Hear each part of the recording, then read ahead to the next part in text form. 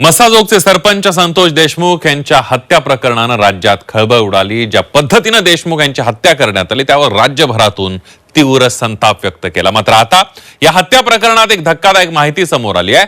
आरोपी विष्णू साठे आणि सुदर्शन घुले या दोघांनी नांदुरा फाटा परिसरातील एका धाब्यावर देशमुख यांच्या हत्येचा कट रचल्याची माहिती समोर आली आहे। नांदूर फाट्यावर त्यांच्यासोबत अजून कोण होतं, नेमकं काय झालं त्या धाब्यावर, बघूया त्याबद्दलचा रिपोर्ट।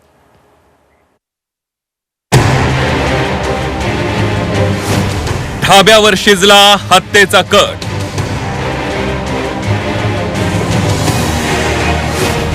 नांदूर फाट्यावरील धाब्यावर आरोपींची मीटिंग।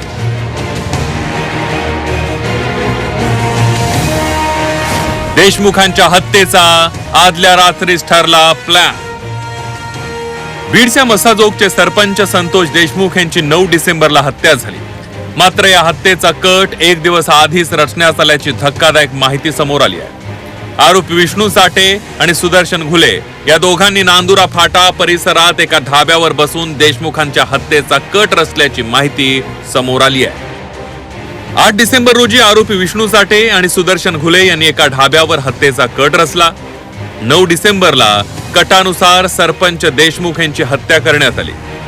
बीडच्या नांदूर फाटा या परिसरातल्या एका धाब्यावर हत्येचा कट शिजवण्यात आला। 14 जानेवारी रोजी संबंधित धाबा चालकाची ही चौकशी करण्यात आली।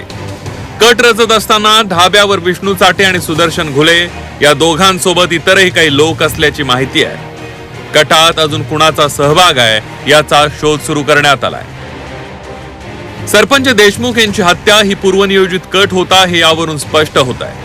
आरोपींनी कट करून संतोष देशमुखांची निर्घृण हत्या केली आहे। अटक करण्यात आलेल्या आरोपींव्यतिरिक्त या कटात अजून कोण कोण सहभागी होतं याचा शोध घेऊन त्यांच्या मुसक्या आवळणं ही तितकंच महत्वाचं आहे। विशाल करोळे, झी 24 तास, बीड।